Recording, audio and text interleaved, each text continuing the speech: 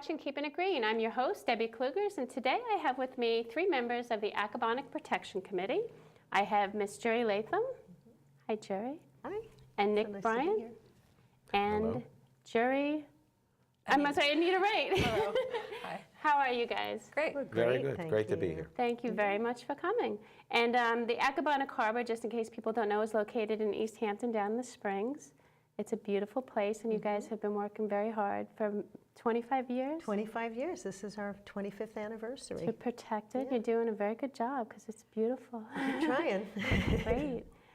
You guys know that I like to start off with an environmental tip, and this is from the Group for the East End, which is a group that you guys work closely with, Yes.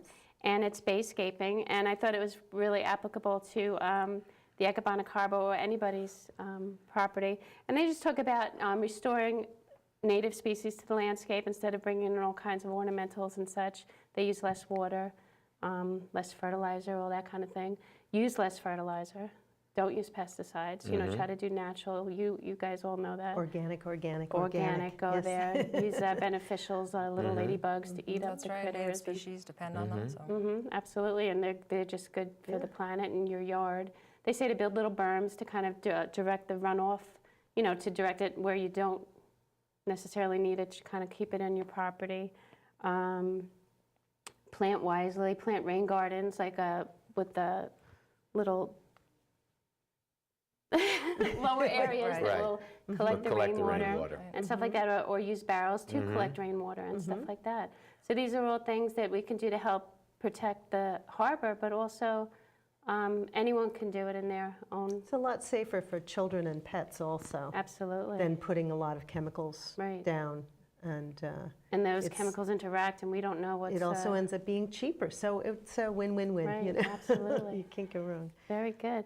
And you brought along a great DVD made by Seal Downs. Yes, Seal Downs is really our founding member, and she started last year to create a series of wonderful shows called Long Live Accabonac, which is played on LTV, Right. and we have the intro, which is shown at the beginning of each one. But it's a very nice introduction to the Accabonac Protection Committee. Okay, let's So And check you out. will hear Seal's voice. Yes. Wonderful, and it's very nicely narrated, so let's check that out.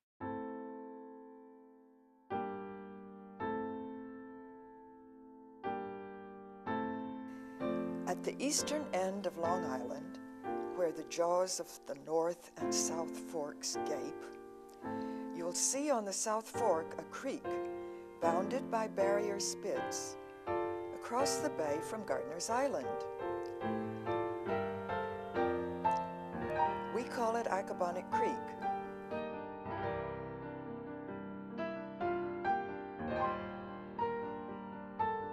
Some call it Accabonac Harbor. We are the Accabonac Protection Committee, a group of citizens whose aim is to protect our creek and its watershed, its health and its beauty, for ourselves and for others, now and in the future.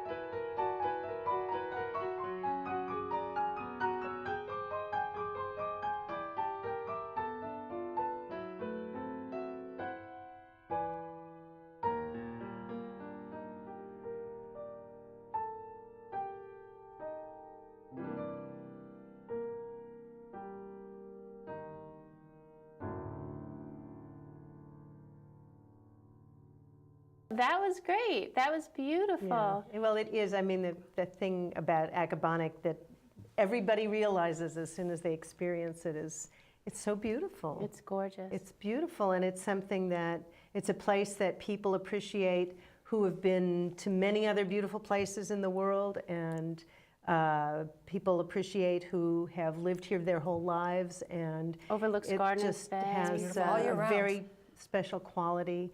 The light on the water has attracted artists. The Polly Krasner House is right on Yep. Accabonac It's a beautiful Harbor. pink hue. Some And it days a gets- yellow oh, hue, other days it's wonderful. amazing, because I Yeah. live down there too. Well, we got, as an organization, the Accabonac Protection Committee got started 25 years ago when a group of neighbors realized that some bad development issues were beginning to have a real impact on the harbor. And they were concerned that if nobody paid attention to this, that it could become a real problem, not only for the people and their enjoyment of it, but also for the wildlife and the use Absolutely. by the commercial fishermen and everything else. So 25 years later, we're still at it, but it has been a real amazing process. It's amazing what a small group of people can do. You know? Expanded, yeah, we started off very simply really focusing on one issue, and then you discover that even in a fairly small body of water, there are so many things that impact it. So we've developed a lot of different programs and activities around that. That's great. What are And, some of the focuses that you guys are working on today? What are the most important things that you have going on there? Well, there are some enormous concerns. There is the Harbor Protection Overlay District, which we lobbied for, and we were instrumental in creating that. And that district recognizes what we're talking about here is that the impact on the harbor comes from a much broader area than just the beach itself. So what we all do, those of us who live in this Harbor Protection Overlay District, has an enormous impact on the health of the harbor. Just like we were talking with the tips, what you put on So your we have this yard ends up in the lovely harbor. And what- brochure that we made up called "So You Are One of the Lucky Ones" that we sent out to people who live around the harbor. And they can find this on your website So also. this is on our website, and which we'll eventually put on the screen.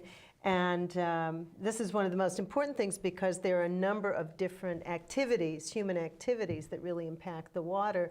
And as Nick said, not just right on the Sure. edge, on the beach where it's obvious, but in the entire watershed, Well, which is a that's- much so larger just runoff, area. it all ends up. So anything that people put on their lawns, put in their sinks, how they cover their driveways, you know, whether they have permeable surfaces or not. Well, it's a good tip to sweep your driveway rather than there's- hose it, you know, Yeah. because then you can gather up Right. that debris and toss it out and let it just run into exactly. the... So it's you know, increasing people's just awareness of their impact because it's not so obvious always. So we try to really educate the public. That's one of our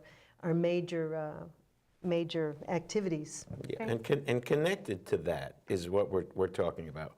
What can we do to protect this jewel, this incredible visual experience, this wonderful place that we all go for respite? I mean, I've lived within walking distance of the harbor for 30 years, and it's a place where I go to be renewed. And there are some simple things that we can all do. What you put on your lawn will go into the harbor. We know that. What you put into your septic system, and we're a little less mindful of this, what you put in your septic Right, so system don't will dump go into the chemicals harbor. down the toilet. Don't No. put pharmaceutics, drugs, prescriptions Big in issue. the toilet. Oh, yeah. You're supposed to take them back to your pharmacist, and they have a great disposal program. And it's DEC run, and it's very regulated. So a lot of That's very people important. don't know Yeah. that, you know. And you know, if you can't get it back to the pharmacist, wrap it up in like kitty litter. I've heard, so it makes it less, so that no animals or people Right. will get involved Right. with it if it's all. There's another issue in the springs, as you know, because you live there, increasingly people are getting public water. This is water from the Suffolk County Water Authority for a variety of reasons. Well, one of the things that we're advising people to do is that when they do should you decide to get public water, what you can do for just a few extra dollars is you can separate your water system so that the public water takes care of all the appliances in your house, your sinks and your toilets, but you can leave your outside hoses Well, hooked that's up to what I your did. well. I did that. So we'll water with our well water. And the reason why you want to water with your well water is because the well